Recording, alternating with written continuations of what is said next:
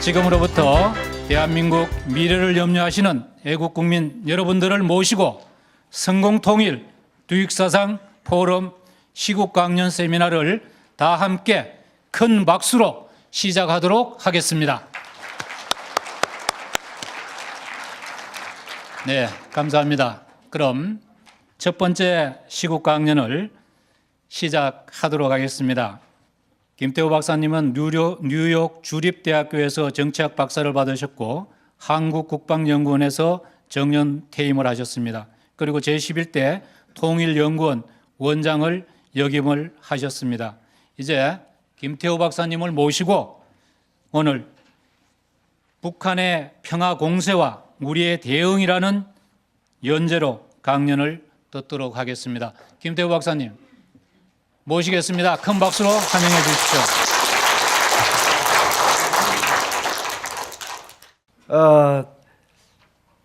요즘 뭐 따끈따끈한 이슈들이 너무 많죠. 이제 뭐 정상회담이 코앞으로 다가왔는데 당면 우리 관심사는 이런 겁니다.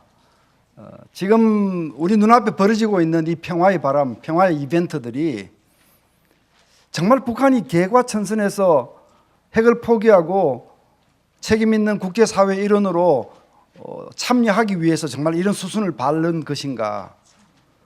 그게 아니면 또 한 번 잘 기획된 또 한 번의 사기극, 기만극이란 얘기인가? 사실 뭐 잘은 모릅니다. 예, 그러나 뭐 저 개인적으로는 북한이 개과천선하고 이렇게 평화 공세를 펼칠 가능성보다는 기만극일 가능성이 높다고 보기 때문에 우리 정부와 국민은 대화는 하되 각별히 조심해서 해야 한다.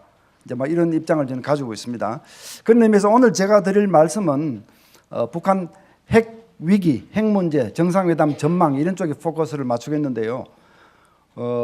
제가 중간에 이렇게 마련한 페이지들은 거의 설명 없이 넘어가려고 합니다. 집에 가셔서 그냥 혼자 보셔도 되는 공부 자료니까요.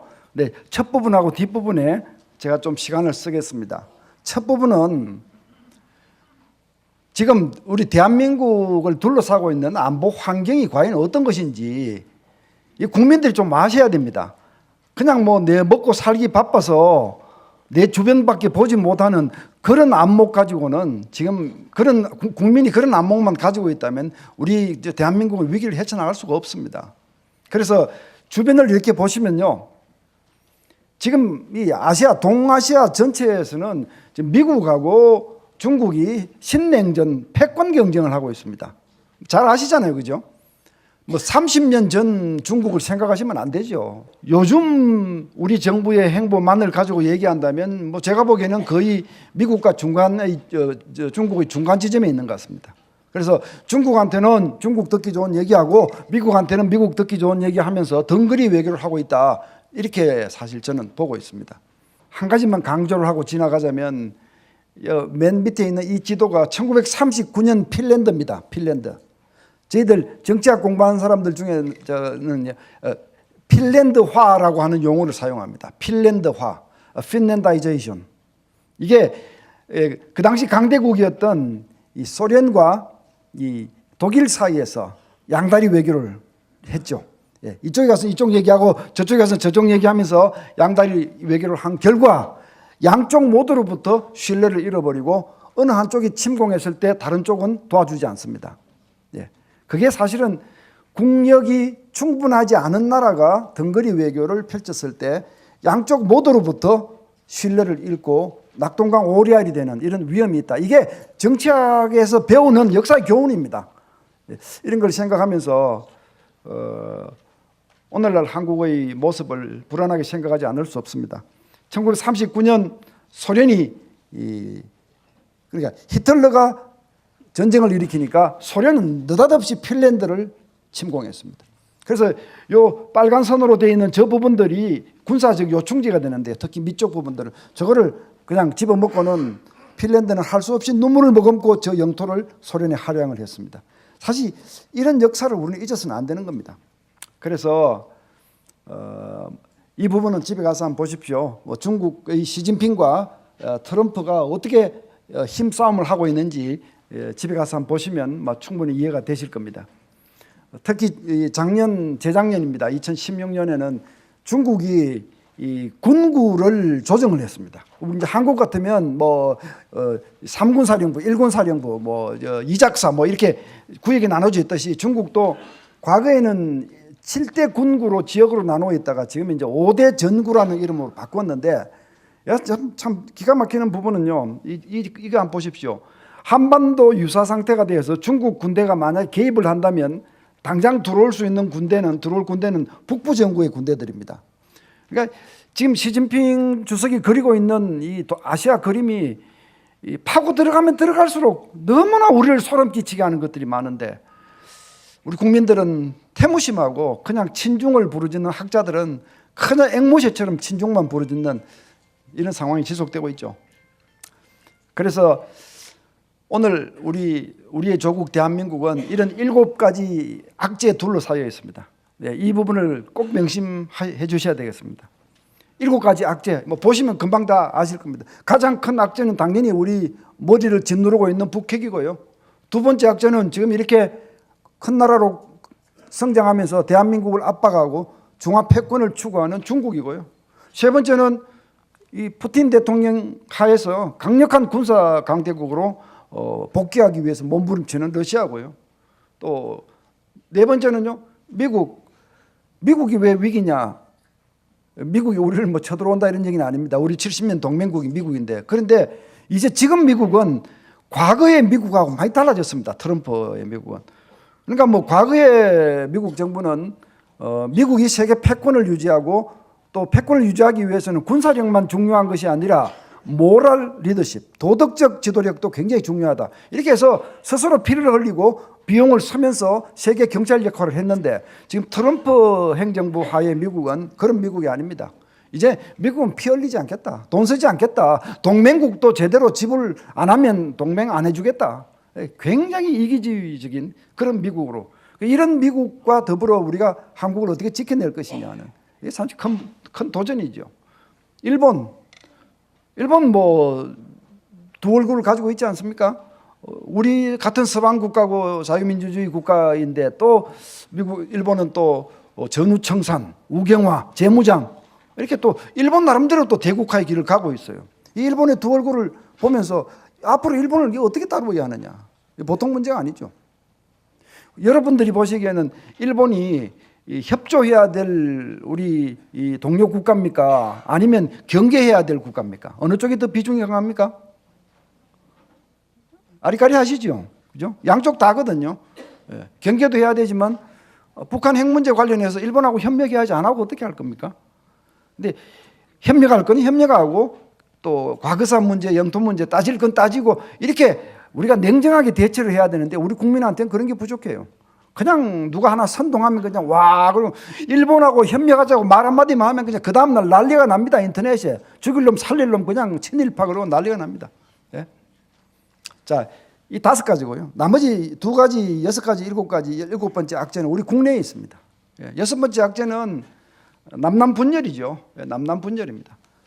이게 뭐 복지 문제, 경제 정책 뭐 이런 문제를 두고 좀 더 보수적인 입장과 좀 더 진보적인 입장, 정책 경쟁 이런 걸 얘기하는 게 아닙니다. 그건 다 바람직한 겁니다. 그런데 한마음 한뜻으로 같이 대처해야 되는 안보 문제까지 남남분열 이건 말이 안 되는 겁니다. 이건 말이 안 되는 겁니다. 지금 성주에 지금 무슨 일이 벌어지고 있습니까 지금? 예?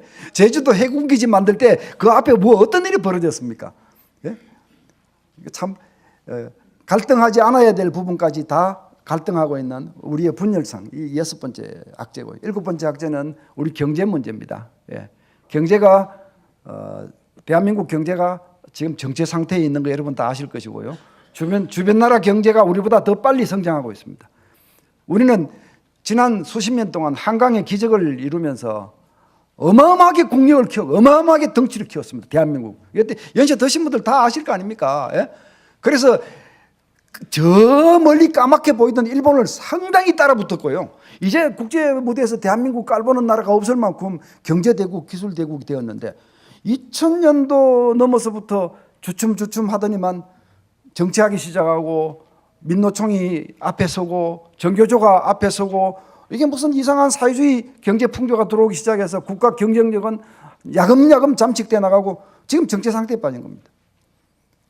안보 공부를 하는 저희들 입장에서는요, 대한민국은 영토도 작고 자원도 없는 나라인데 이 대한민국이 강대국으로 우뚝 서기 위해서는 경제력과 기술력을 키울 수밖에 없는데, 그런데 그 경제력이 추락하고 있다면 앞으로 대한민국 미래는 암담할 수밖에 없다. 무슨 돈으로 안보를 하고 무슨 돈으로 외교를 하고 앞이 보이지 않는 겁니다. 앞이 보이지 않는 겁니다. 예. 이런 상태에서도 오늘날 우리 대한민국 노조는 붉은 띠를 두르고 광화문 내거리를 무법천지로 만들고 1년에 연봉이 1억이 넘는 분들도 붉은 띠를 두르고 자기 중심적인 자기 이익만 추구하는 노조 활동을 계속하는, 좀 심하게 얘기하면 무법천지 아닙니까? 무법천지 아니겠습니까? 제가 통일연구원장으로 재직하면서 저 연봉 1억 안 됐습니다. 예. 저 뭐 한 달에 한 700만 원 받은 걸로 지금 기억나는데, 지금 근데 현대중공업, 현대자동차 1억 넘는 사람들이 지금 머리 띠두르고 있지 않습니까? 예? 이게 7대 악재입니다. 예. 대한민국을 둘러싸고 있는 7대 악재. 여러분 정리가 좀 된 것 같습니까? 예. 아까 사회자 선생님이 뭐라고 그러셨습니까? 공감하는 대목에서는 박수를 쳐라 이렇게 말씀하셨습니다.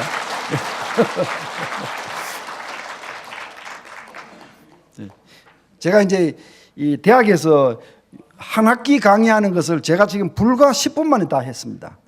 예, 나머지 부분은 공부를 좀 해주시기 바랍니다. 이제 당면한 핵 얘기를 좀 해보겠습니다. 핵 얘기도 그냥 압축해서 하겠습니다. 자, 핵무기 무섭다는 거 여러분 다 아시고요. 근데 이제 혹 어떤 분들은요, 핵무기하고 원자폭탄하고 어떻게 다르냐, 또 뭐 이런 질문도 하고요. 굉장히 우둔한 질문들을 하셔서 제가 그 개념만 살짝 정리를 해보려고 합니다. 핵무기는요, 1세대 원자폭탄, 2세대 수소폭탄, 3세대 중성자탄 이렇게 진화되고 있습니다. 원자폭탄, 수소폭탄 이런 것들이 다 핵무기를 말하는 것입니다. 됐죠? 아시겠죠? 그죠? 예, 혼란 일으키지 마십시오. 자, 제가 여기 있는 수치 이런 거는 일체 오늘 시간을 아끼기 위해서 하지 않겠습니다. 집에 가서 한번 보시기 바라고요. 그냥 한 가지만 말씀드리면요, 1세대 원자폭탄보다 2세대 수소폭탄이 얼마나 더 무서우냐, 예, 그것만 말씀드릴게요. 우리 자동차 만들 때 뭐 1세대 폰이 나오고 뭐 2세대 뭐 나오고 몇 세대 나오고 지금 제네시스 나오면 나왔잖아요. 그죠? 마찬가지입니다. 그러니까 1세대 원자폭탄은 1945년 8월 6일, 8월 9일 히로시마 나가사키에 떨어진 거, 이게 원자폭탄인데요. 이 원자폭탄은 인간이 가장 최초로 만든 가장 초보적인, 요즘 기준으로는 장난감에 지나지 않는 원자폭탄입니다. 이 원자폭탄 두 발로 일본이 패망했죠. 어마어마한 위력을 발휘했죠. 근데 수소폭탄은 그 원자폭탄보다 수십 배 내지 수백 배 더 폭발력이 큽니다. 원료도 다르고 작동하는 방식도 다르지만 다 핵무기입니다. 북한이 핵실험 지금 몇 번 했죠? 아유, 이걸 5번이라고 말씀하시는 분은 거의 저 불법 체류자처럼 사셨다고 지금 자인하셔야 됩니다. 죄송합니다만 6번 하지 않았습니까? 6번. 근데 수폭 실험도 했습니다. 마지막에 한 거. 작년 9월 3일 하는 건 수폭 실험입니다. 그때 저를 포함한 많은 전문가들은 예고했습니다. 저 풍계리에서 수폭 실험을 하고 나면 저 핵실험장 더 서기 어려울 것이다. 왜? 붕괴가 일어나기 때문에 대대적인 보수공사를 다시 하지 않고는 어려울 것이다 예상했는데, 그런데 요즘 뭐 북한이 뭐 풍계리 핵실험장 고만 쓰겠다 그러니까 아이고 잘한다 고맙다 그러고 막 박수치고 이렇게 하는데요. 글쎄요. 참. 자, 이게 유엔에서 북한을 제재한 기록입니다. 이건 제가 핵 강의할 때 공부하시라고 늘 끼워 넣는 자료입니다. 지금까지 2006년 이래 11번 유엔 안보리가 북한에 대해서 제재 결의안을 채택했습니다. 기록이죠. 예. 특정 한 나라에 대해서 이렇게 집중적으로 많은 제재안을 채택한 것은 기록입니다. 예. 기네스북에 올라야 됩니다. 한번 보시고요. 여기서 제가 꼭 한번 설명해 드릴 게 있습니다. 지금은 뭐 정상회담을 앞두고 있지만 작년까지만 해도, 작년 후반까지만 해도 저 트럼프와 김정은은 저런 사이였습니다. 서로 죽일 놈 살릴 놈 하던 사이였습니다. 그리고 뭐 괌에다가 뭐 폭탄을 뭐 미사일을 쏘느니 마느니 괌에 감을 건드리면 그냥 북한은 그냥 초토화될 거라고 또 미국이 또 받아치고 이런 무시무시한 상황이 작년까지 전개가 되었더랬습니다. 제가 여러분한테 드리는 질문은요. 그러면 북한은 미국하고도 한판 붙을 각오가 되어 있었다는 겁니까? 그겁니까? 그거 아니죠. 예, 북한의 저의를 정확하게 알고 계셔야 됩니다. 북한이 어떻게 해서 미국하고 전쟁을 합니까? 말이 안 되는 얘기인데 그럼에도 불구하고 와싱턴을 초토화시키겠다, 백악관을 폭격하겠다, 뭐 청와대에 때리겠다는 얘기는 수도 없이 했고요. 이렇게 공갈 협박을 하면서 미국하고 맞짱을 뜨듯이 왜 북한이 저렇게 설치느냐. 저거를 우리 언론에서는 뭐 벼랑끝 전술, 또 뭐 치킨 게임, 뭐 겁쟁이 게임 이렇게 이제 해석을 하는데 저희가 배운 전략 용어로는요 정확하게 rationality of irrationality라고 부릅니다. 우리 애국 시민 여러분, 아니 적폐 세력 여러분, 같이 한번 영어로 한번 해보시죠. Rationality of irrationality 같이 한번 해보시죠. 시작. 예, 뭐 나이 드셔서 갑자기 영어가 되냐 또 이렇게 반문하시겠지만 그래도 김태우 박사한테 강의를 들었으면 저거 하나는 알고 가셔야죠, 그죠? 저게 뭐냐 하면요, 가장 미친 척 하는 것이 가장 미치지 않은 것이다 라는 뜻입니다. 예. 그러니까 덩치 조그마한 애가 덩치 큰 깡패한테 계속 괴롭힘을 당했다고 가정해 보십시다. 그런데 뭐 힘으로는 맞설 재간이 없어요. 어느 날 덩치 작은 애가 그냥 덩치 큰 애한테 그냥 가서 그냥 너 죽고 내 죽자 같이 죽자 그냥 세차게 달겨드니까 덩치 큰 녀석이 이것 봐라 이걸 어쩌지 이제 다시는 안 건드리더라 뭐 이제 이런 건데요. 바로 미국 여론을 움직이고 미국이 한국에 취하고 있는 동맹 정책을 희석시키기 위해서 미국에게 저렇게 압박을 가하고 겁을 주는 겁니다. 실제로 효과가 있었습니다. 뭐 워싱턴 때린다고 그러니까 미국 국민들이 자기 정부, 워싱턴 정부에게 질문을 던집니다. 아니, 지금 대한민국이 보니까 지금 별로 예쁘게 노는 것 같지도 않은데 저 대한민국을 위해서 우리가 해구산 대주다가 북한한테 핵 얻어맞고 우리 그렇게 할 필요 있느냐? 라는 질문들이 일어나기 시작했고 이 작년 상황입니다. 효과가 있었습니다. 그러면은 북한이 왜 그토록 한미 동맹 해체를 원하고 미국의 한반도 이탈을 왜 그토록 원하느냐. 여기에 연세 드신 분들 다 잘 아시고 북에서 오신 우리 김성생님 잘 아실 겁니다. 김일성의 입장에서 한번 생각해 보십시오. 1950년 6월 25일 사흘 만에 서울 점령하고 한 달 만에 낙동강 전선까지 내려왔는데 그 당시에 김일성 주석이 저 경상도 수안보에 만들어진 인민전선사령부까지 인민군 전선사령부에 내려와서 직접 격려했습니다. 8월 15일까지 부산 함락하고 적화통일 완수하라고. 그러니까 막 사기가 올라가지고 그냥 물 밀듯이 내려왔지 않습니까? 물 밀듯이. 예? 그런데 그때 미군이 들어오면서 다 산통이 다 깨졌잖아요. 미군이 부산으로 들어오면서 수많은 미군이 죽어나갔습니다. 낙동강 전선 지키느라고요. 예? 낙동강 그다음에 서부전선 이 조그마한 경상도 땅 요거 지키면서 계속 미군이 들어와서 죽고 메가더 장군이 이 낙동강 전선을 수호하기 위해서 일본에 있는 B-29 폭격까지 다 동원해서 100여 대의 폭격기를 동원해서 지금 낙동강 전선 돌파를 하기 위해서 주둔하고 집결하고 있는 북한 군대를 향해서 그렇게 많은 폭탄을 퍼붓고 그 다부동 전투 여러분 다 아시지 않습니까? 그래서 주춤하고 인천 상륙작전은 다시 밀리고 그 이후에도요, 전쟁 이후에도 저 미국만 아니면 바로 밀고 가겠네. 사실 대한민국이 1970년대 초반까지만 해도 경제, 외교, 군사 모든 면에서 북한에 뒤졌습니다. 지금 우리의 경제력이 북한에 45배나 되고 이거는 우리가 이룩한 경제 기적 때문에 그렇게 된 겁니다. 그런데 그때도 결코 북한이 남침하지 못했어요. 미국 때문에 못한 거예요. 동맹 때문에 못한 거예요. 그러니까 앞으로 무슨 일이든지 일이 되려면 저 미국을 한반도에서 몰아내지 않으면 일이 되는 게 없다. 이게 천지한이 맥힌 겁니다. 그래서 지금 미국하고 북한 간에 펼쳐지는 이 공갈전 이런 걸 보시면서 제가 지금 말씀드리는 이런 배경을 이해하고 계셔야 됩니다. 예. 이해가 되셨습니까? 예. 아유, 감사합니다. 뭐 굳이 또 박수 얘기를 안 해도 이렇게 쳐주시니까 참 너무 감사합니다. 자, 이제 앞으로 다가올 정상회담 말씀을 좀 드려보겠습니다. 벌써 25분 지났는데요. 자, 이 5가지가 정의용 특사가 북한 갔다 와서 발표한 겁니다. 합의문이라고 발표를 하는 듯 했지만 합의문이 아니고 가서 북한의 입장을 확인한 것입니다. 예. 근데 이 내용들 여러분 잘 아실 겁니다. 예. 이 5가지를 얘기를 했는데 요 3번 항에 보면요. 이렇게 얘기를 했습니다.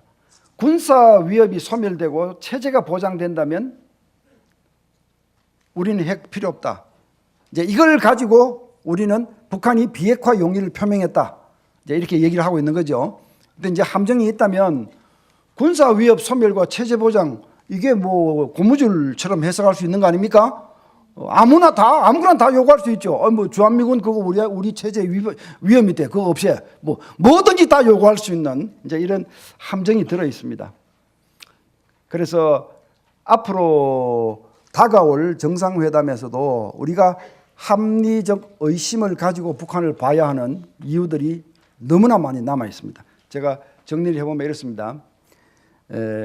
북한에 대해서 합리적 의심을 가져야 되는 첫 번째 이유는 첫 번째 북한의 합의 파괴 전과입니다. 저는 제가 핵 문제를 전공해서 박사를 했고요. 지금까지 핵 문제에 관해서 제가 글을 한 1000개쯤 썼습니다.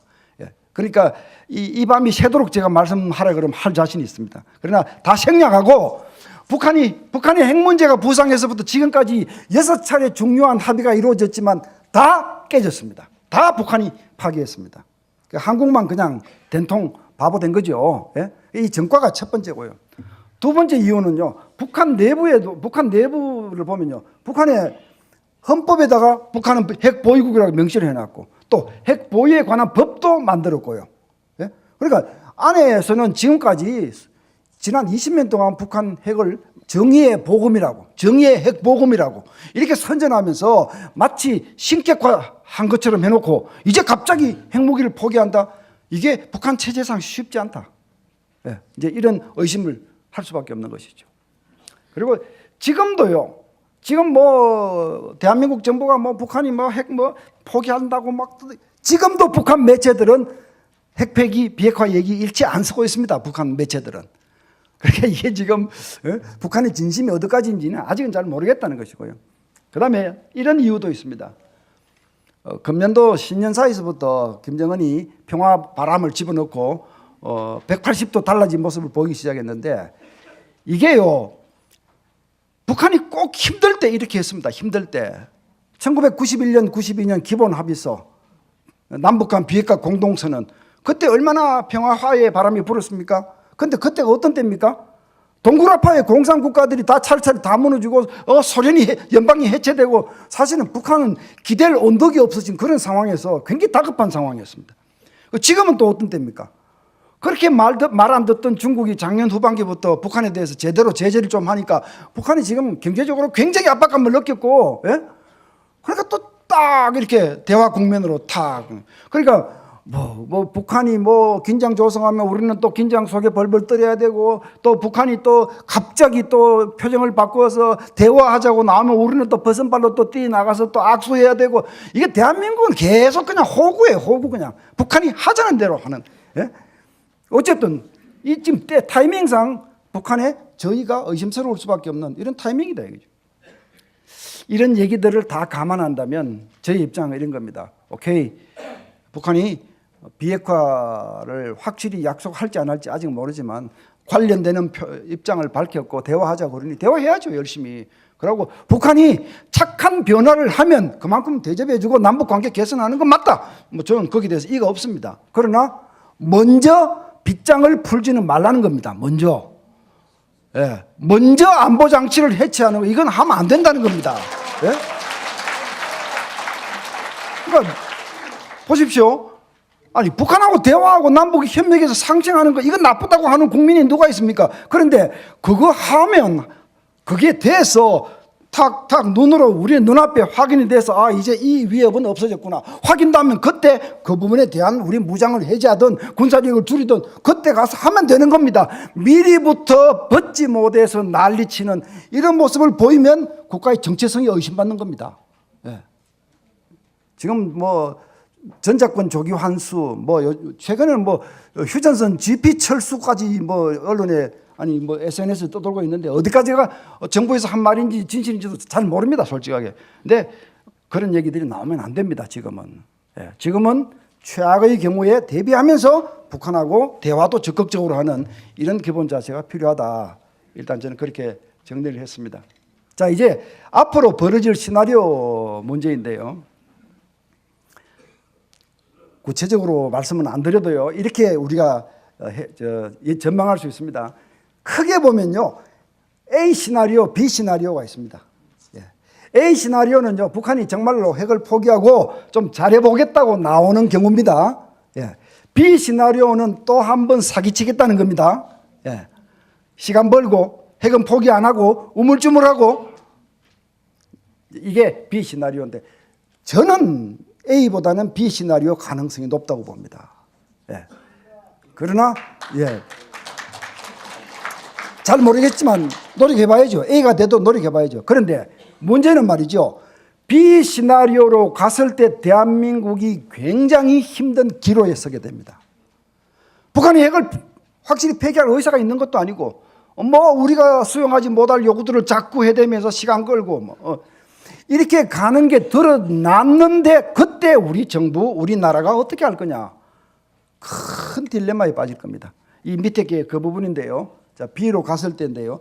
만약에 B로 갔을 때 북한하고 관계 개선에 연연하고 북한 정부하고 뭔가 좀 잘해보려고 하는 그 커넥션을 놓지 않으려고 발발 떨고 그렇게 해서 미국한테 계속 북한을 위해서 변명해주고 북한을 두둔하고 국제사회 기류를 어기고 북한을 도와주고 이제 이런 행보를 취하면 이게 이제 B1입니다. 이런 행보를 취하면 남북 관계는 괜찮고 한중 관계도 괜찮을 겁니다.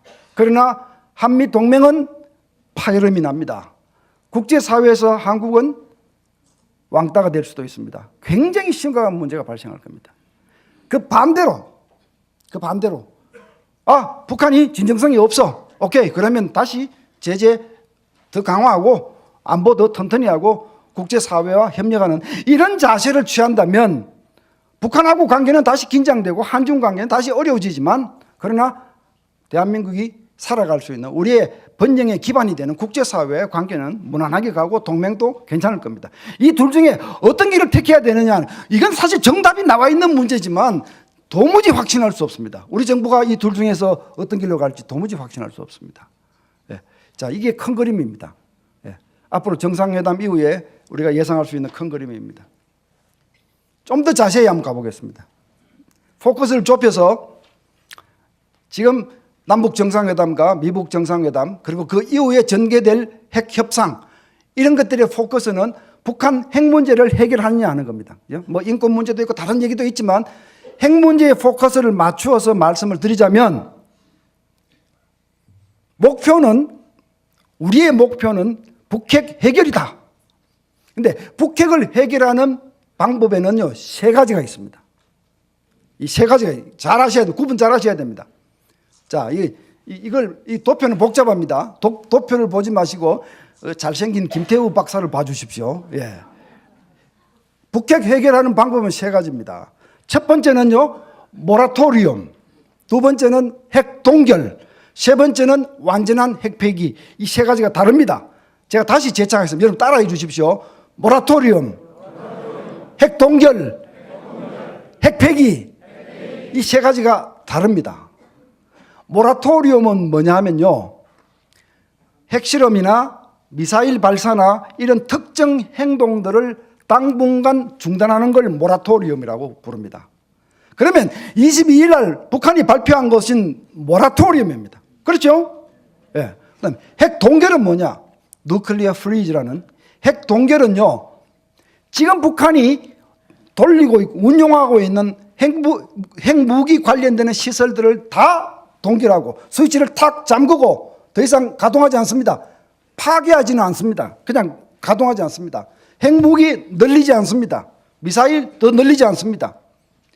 그대로 중단입니다. 활동. 그러나 지금 가지고 있는 핵무기, 핵무력, 미사일 투발 수단은 그대로 유지할 수 있는 겁니다. 이게 핵 동결입니다. 지금 22일 날 북한이 발표한 것이 핵 동결입니까? 아니잖아요. 미사일 쏘지 않고 핵실험 안 하고 핵실험장 그거 다 된 거 그거 폐기하겠다고 생색내고 이건 전형적인 모라토리움입니다. 핵 동결을 하기 위해서는 영변의 원자로 다 중단해야 되고요. 그 연구시설 다 중단해야 되고 인력들 다 집에다 보내야 되고요. 그냥 꽁꽁 얼어붙어 그게 사찰을 받으면서 확인을 해야 됩니다. 예, 이게 동결됐다는 확인해야 돼요. 그러니까 지금 22일 날 북한이 취한 조치는 핵 동결하고는 거리가 먼 겁니다. 모라토리움입니다. 세 번째, 완전한 핵폐기. 이게 이제 미국은 CBD라고 얘기하지 않습니까? 이거는 말 그대로 핵무기 하나하나를 다 해체하고 해체한 핵무기 그 원료를 끄집어내서 다시 핵무기를 도도록 그 원료를 다시 전환하고 다른 용도로 다 쓰고 그게 다 사진 찍고 사찰팀이 조사하고 감시하고 검증하고 이게 완전한 핵폐기입니다. 여기서 이 세 가지 방안 중에서 대한민국이 목표로 해야 되는 방안은 어느 거겠습니까? 3번 이외에는 없는 겁니다. 예, 3번 이외에는 없는 겁니다. 예. 그런데 우리 언론에서요. 지금 핵 동결은 굉장히 좋은 출발이다 이렇게 기사를 쓰고 있어요. 북한이 핵 동결했습니까? 모라토리움 한 것을 핵 동결로 확대 해석하고 찬사를 보냈는데 연연하는 이런 모습, 이런 식으로 해가지고 북한 못 다룹니다. 우리 정부가 우리의 갈 길은 완전한 핵폐기밖에 없다. 여기에 대해서는 군말 좀 하지 말아다오. 거기로 가는데 그 대가를 뭘 원하느냐? 이렇게 협상을 해서 들어줄 수 있는 건 들어주고 들어줄 수 없는 건 안 들어주는 거. 이게 우리가 가져야 될 협상 자세입니다. 근데 이제 제가 두려워하는 것은 미국입니다. 이 핵폐기를 완전하게 하느냐, 뭐 어중간하게 하느냐 이런 문제는요 대한민국이 유감스럽게도 결정할 수 있는 결정권이 없습니다. 예. 북한은 미국으로부터 보장을 받기를 원하기 때문에 결국 미국하고 관계에서 해결이 돼야 되는데 만약에 코리아 패싱이 이루어진다면 다시 말해서 미국 정부가 야, 대한민국 정부 뭐 저거 보니까 뭐 예쁘지도 않고 뭐 계속 북한하고 내통하는 것 같고 저게 뭐 동맹인지 아닌지도 모르겠고 뭐 이런 식의 의구심이 자꾸 사회 가서 몰라. 대한민국 죽든 살든 난 몰라. 만약 이런 상황이 된다면 가정에서 된다면 그러면 우리 미국 좋은 대로 결정할 거야. 이게 이제 코리아 패싱입니다. 코리아 패싱인데 그러다면 핵 동결을 가지고 탁탁 손 털고 타협할 가능성도 있다. 예. 미국 입장에서는 다급한 불은 끄는 겁니다. 핵 동결이 되면 미국을 향해서 날아가는 대륙간 탄도탄 개발은 중단되는 것이고요. 예? 트럼프 대통령은 이만하면 한 건 했다. 자랑거리가 생겨서 정치적 입지를 개선하는 데 도움을 받을 것이고요. 그러나 한국은 어떻게 됩니까? 북한이 핵 동결 상태에서도 지금까지 개발한 핵무기, 지금까지 가지고 있는 군사력, 투발수단 이것만 가지고도 대한민국을 초토화시키고 언제든지 마음만 바꾸면 대한민국 때릴 수 있는데 이런 비대칭 상태가 사실상 고착화되고 미국이 묵인해 주는 것이 핵 동결이 될 수가 있습니다. 핵 동결이 그래서 위험한 겁니다. 우리한테는. 예. 이 시나리오 중에서 글쎄요. 완전 비핵화의 비핵화 합의가 나오기를 원하지만 가능성이 높지는 않다. 저는 이렇게 봅니다. 그럼 미국이 북한하고 어중간하게 핵 동결 같은 수준에서 타협을 해버릴 가능성도 조금은 있고요. 이것도 우려스럽습니다. 그리고 북한이 시간 벌기 이렇게 시간 끌다가 엉뚱한 소리 자꾸 하다가 나중에 다시 핵실험하고 미사일 포기하지 않겠다라고 할 이럴 가능성이 좀 더 많고요. 이런 상황에서 우리는 정상회담을 지켜보고 있습니다. 자 이제 요 페이지만 말씀드리고 저는 이제 마치겠습니다. 아이고 지금 정확하게 35분 한 것 같습니다. 예, 예. 시간을 지켜야지. 시간을 지키지 않으면 뒤에 분들 시간을 까먹는 것이 돼서 큰 신뢰가 된다는 걸 제가 잘 알고 있습니다. 지금 제가 모두에 말씀드렸죠. 북한하고 대화하는 것은 하고 그 성공을 우리는 성원해야 되지만 먼저 빗장을 풀고 안보 빗장을 푸는 일은 절대로 해서는 안 된다라고 제가 이제 말씀을 드렸는데 지금 평화협정 얘기가 자꾸 나오고 있어요. 종전선언 평화협정 얘기가 자꾸 나오고 있어요. 이거 제대로 아셔야 됩니다. 제대로 아셔야 됩니다. 종전선언하고 평화협정은 살짝 다릅니다. 종전선언은요, 6.25 전쟁이 아직 문서상으로는 끝나지 않았잖아요. 그건 정전협정이잖아요. 이거를 전쟁이 끝난 걸로 종결 짓는 것이 종전선언입니다. 얼핏 들어서 반대하기 어렵고 나쁠 게 없는 것 같습니다. 그러나 문제는요, 종전선언을 하고 나면 그 다음 평화협정으로 가기가 쉽다는 데 문제가 좀 있어요. 평화협정이 뭐냐? 평화협정은 앞으로도 너하고 나하고는 앞으로도 평화다. 앞으로도 싸우지 않는다. 라는 것을 약속하는 것이 그게 평화협정입니다. 그런데 평화협정이 위험한 이유가 두 가지가 있는데요. 한 가지는 역사의 교훈입니다. 과거에 근대사를 보시면요, 수많은 평화협정이 맺어졌습니다. 전쟁하고 평화협정 맺고 수많은 평화협정. 그런데核심을 품은 당사국이 포함된 평화협정은 하나같이 다 파기되었습니다. 예외 없이 다 파기되었습니다. 뭐 이루 다 예를 다 들 수가 없습니다. 제가 몇 가지만 들었는데 1919년에 베르사유 조약, 이게 1차 대전 독일 항복시키고 맺은 평화협정 아닙니까? 근데 히틀러가 여기에 만족했습니까? 속으로 흑심을 품고 있죠. 앙심을 품고 있었죠. 이 바로 군사력이 생기자마자 바로 파기하고 2차 대전을 일으켰습니다. 1939년에 독소 불가침 조약. 이건 히틀러하고 스탈린이 우리는 서로 침략하지 말자고 합의를 한 거지. 그런데 그거 서명할 때 히틀러는요, 두고 봐라. 내가 조만간 너희를 쳐들어갈 것이다. 이미 침공 계획을 가지고 있으면서 서명했어요. 1941년 그 유명한 오퍼레이션 바바로사, 소련 그 침공 작전. 바로 모스크바를 향해서 바로 진격하게 돼. 절대로 안 지켜집니다.核심을 가진 당사국이 있을 땐 절대로 지키지 않습니다. 일본하고 소련도 중립화 조약, 지금 우리로 말하는 평화협정을 맺었습니다. 우리는 서로 쳐들어가지 말자. 그런데 그게 이제 맺은 게 41년. 그런데 4년 후 히로시마 나가사키의 원폭이 떨어지고 일본군이 패망하니까 만주에 있던 일본군, 만주에 있던 일본 군대가 괴멸하고 크게 흔들리니까 딱 소련이 보니까 아이고 지금 먹으면 바로 먹겠거든요. 그 다음날 바로 소련군이 바로 만주 국경을 뚫고 바로 내려와서 일본 쓸어버리고 그 길로 38선까지 내려왔지 않습니까? 그 길로. 예? 이런 역사의 교훈을 잊고 북한하고 평화협정을 한다는 것은 말이 되지 않습니다. 북한하고 평화협정하는 것은 제가 강의 말미에 말씀드리겠습니다만 한 가지 조건이 전제되어야 하는 겁니다. 자, 일단 그렇고요. 베트남 경우를 제가 설명드리고 싶지만 시간이 없어서 마치겠습니다. 그건 안 하겠습니다. 1973년에 파리 평화협정, 이 베트남 전쟁 종결한 건데요. 2년 후에 이 협정을 깨고 북베트남이 남베트남을 침공해서 공산 통일하지 않았습니까? 이런 교훈들이 너무 많다는 겁니다. 자, 두 번째 이유는 뭐냐면요. 만약 남북 간 또는 이 당사국 간에 평화협정이 맺어지고 나면 그 다음 수순이 너무나 눈에 뻔합니다. 북한이 뭐라고 하겠습니까? 미국한테 당신들은 이제 우리하고 적국이 아니니까 여기 우리를 겨냥하는 동맹이 있어서는 안 되고 주한미군이 있어서는 안 되고 그 다음 나올 수순이 너무나 뻔한 겁니다. 예? 북한이 70년 동안 갈망해왔던 미국을 어떻게 하면 이 땅에서 몰아내느냐, 그게 지금 눈앞에 다가오는 겁니다. 그게. 예?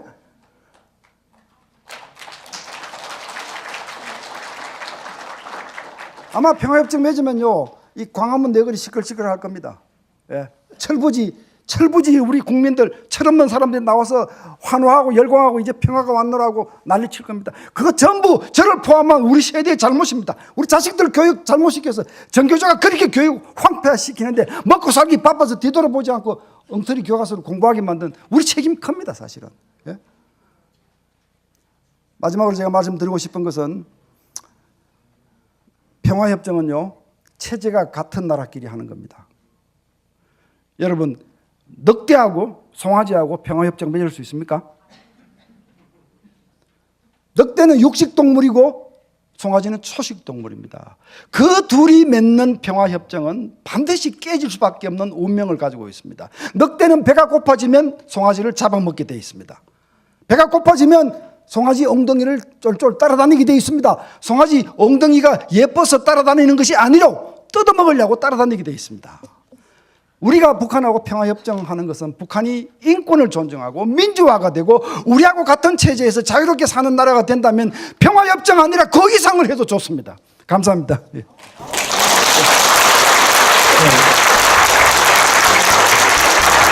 감사합니다.